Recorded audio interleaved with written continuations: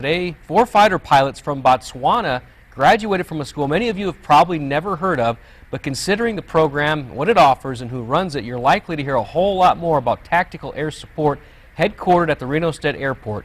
Our Nevada Proud series continues tonight from Stead. From the official flight suit to pre-flight checks, it looks like an official military training exercise is about to take off from the Reno Airport.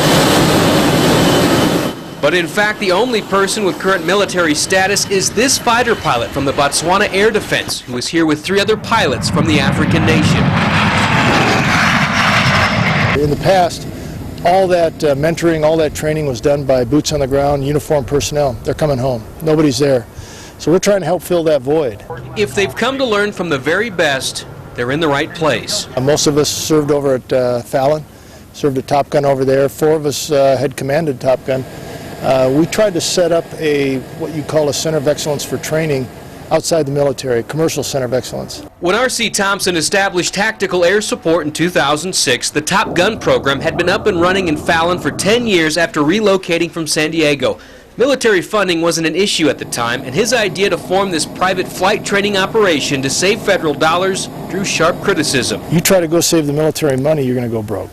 And it was a tough few years, to be honest with you, but we have really hit the sweet spots in what we think is a necessary service. Times have certainly changed. After massive cuts to the defense budget, including recent sequestration, TAC Air is on the radar now, more than ever. Instead of flying a costly F-18, F-15 for some pretty basic training, we could fly one of these babies and save significant money to the tune of every $10 million that they pay us for service, they save about $8 million. Since arriving in September, these men have completed 20 hours of ground school, 6 hours of cockpit drills, and 9 flights in the F-5, which is the aircraft of choice for the Botswana Air Defense.